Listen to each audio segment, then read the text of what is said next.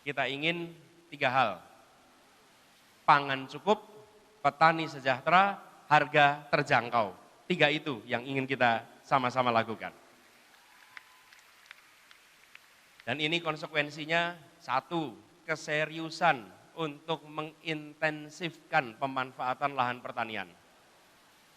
Pasokan pupuk, pasokan bibit unggul, pasokan obat pertanian, ini semua Bapak Ibu sekalian predictable. Kita tahu jumlah hektar sawahnya, kita tahu lokasi petaninya, kita tahu produksinya, yang dari tahun ke tahun itu tidak berubah.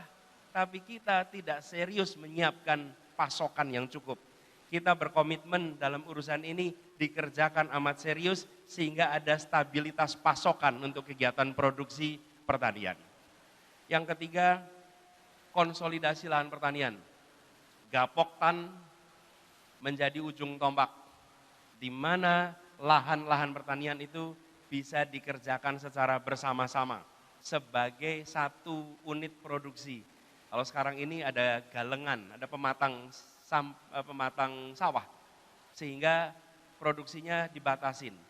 Pengalaman kami di Jakarta ketika bekerja sama dengan daerah untuk membeli produksi pertanian, begitu mereka dibeli sebagai satu kelompok, maka mereka bisa berproduksi dengan lahan yang lebih luas. Yang ketiga, di hulu ini adalah daya jual petani yang tinggi. Kenapa? Adanya kontrak farming. Pengalaman kami di Jakarta bekerja sama dengan berbagai daerah. Coba tunjukkan slide 14. Ini kerjasama dengan lebih dari 185 kelompok tani, koperasi, badan usaha di 40 wilayah di Indonesia dengan total nilai transaksinya 650 miliar. Apa yang dikerjakan Bapak sekalian? Kami di Jakarta 99% kebutuhan pangan dari luar Jakarta. Ketika membiarkan mata rantai itu bergerak secara inefisien, maka pangan yang diterima warga Jakarta harganya sudah tinggi. Apa yang kami kerjakan? DKI langsung bekerja sama dengan Gapoktan, membuat kontrak kerja 5 tahun dengan mereka. Dan ketika ada kontrak itu, apa yang terjadi? Para petani memiliki kepastian, ada yang membeli produksi pertanian mereka untuk durasi 5 tahun ke depan. Harganya sudah ditetapkan bandnya, batas bawah, batas atas. Lalu dengan adanya kepastian itu, mereka bisa mendapatkan kredit bank, sehingga terjadi mekanisasi pertanian di tempat mereka. Mereka punya alat-alat untuk bisa berproduksi dengan efisien.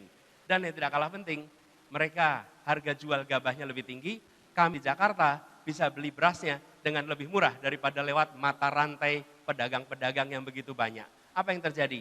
Di Jakarta terjadi stabilitas harga beras karena ada pasokan yang terjamin dari luar. Nah, pola kerjasama ini membuat kita bisa menyelamatkan 2 hal. Petaninya mendapatkan kesejahteraan dan kepastian, warga yang menjadi konsumen mendapatkan kepastian harga yang jauh lebih terjangkau. Nah, ini yang kita kerjakan dan kemudian membuat efisien. Jadi kembali kepada apa yang dikerjakan, coba ditunjukkan di slide 13. Ini yang kita kerjakan. Maaf, kembali ke slide 12 saja dulu. Lalu yang kedua adalah penyimpanan dan distribusi. Kita ingin menekan food loss, modernisasi dalam penyimpanan, menggunakan alat pengeringan, menggunakan kontainer penyimpanan, lalu cold storage, itu semua bisa dikerjakan bila negara memberikan dukungan pendanaan yang cukup di paling ujung. Di paling ujung itu siapa? Petani, peternak, termasuk petani perkebunan, sehingga produk-produk yang mereka hasilkan bisa bertahan lama.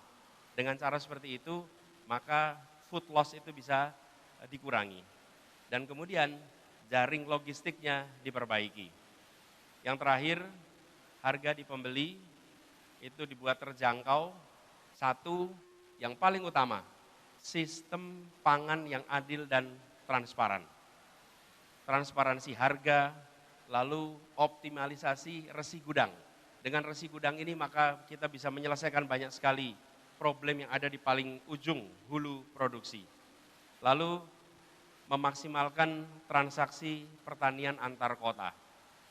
Di hilir ini, sekalian, kita membuat pasar itu tahu harganya. Tunjukkan slide 15. Kami beri contoh apa yang sudah dikerjakan. Jadi ini bukan mau, tapi ini sudah dan bisa dilaksanakan seluruh Indonesia. Apa yang terjadi? Harga kebutuhan pokok di Jakarta itu dilihat dari harga di pasar induk Kramat Jati. Warung-warung yang ada di seluruh Jakarta itu belanjanya di pasar-pasar. Ketika mereka belanja di pasar, kami membuatkan informasi berapa harga di pasar induk. Jadi saat belanja di pasar Cipete, dia lihat di harga di pasar Cipete misalnya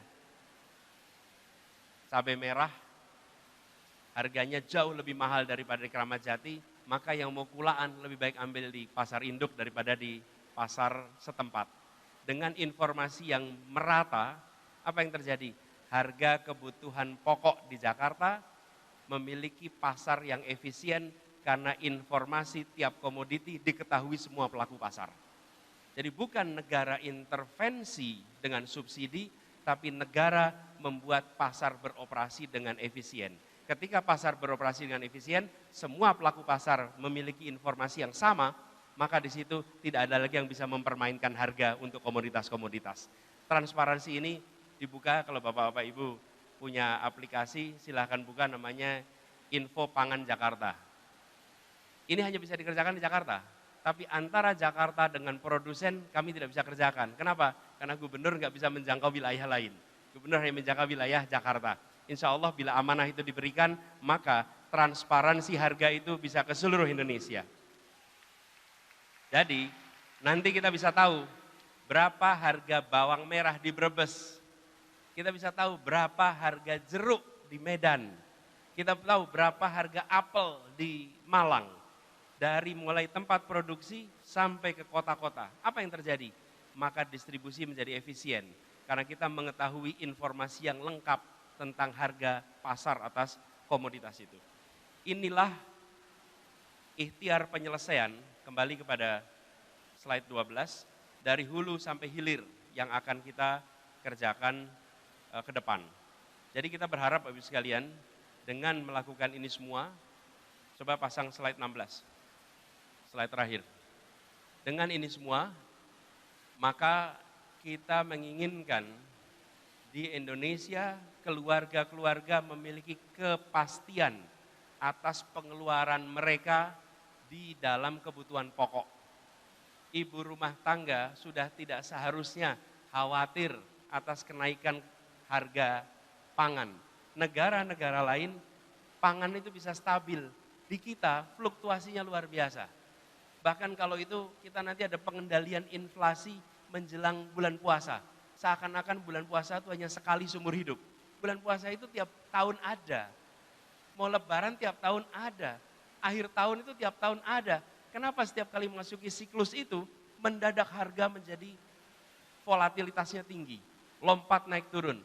Sudah seharusnya di negeri sebesar ini, di negeri yang punya kekayaan sebesar ini, kepastian harga, kepastian supply bisa dilakukan dengan baik sehingga rakyat tidak mengalami kesulitan untuk mereka bisa mendapatkan kebutuhan pokok. Bapak Ibu sekalian, tema ini barangkali tak banyak dibahas di sosmed. Tema ini barangkali tak banyak menjadi headline. Tapi tema ini, urusan ini adalah urusan yang rumah tangga di seluruh Indonesia merasakan bebannya. Karena itu kami memandang penting sekali untuk Indonesia bisa take off ke depan kalau urusan pangan, urusan perut kita semua itu bisa terkendali dengan baik. Nah inilah sebuah rencana yang konkret yang kami akan kerjakan. Bapak Ibu sekalian, gagasannya sederhana tapi diperlukan kemauan politik dan keseriusan untuk menyusun proses teknokrasi, kebijakan dengan urutan yang benar.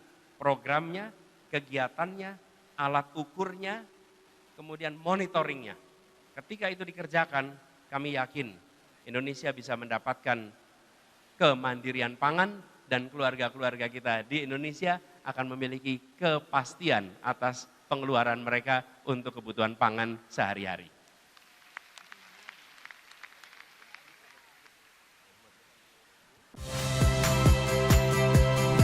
Saya Rahmat Ibrahim.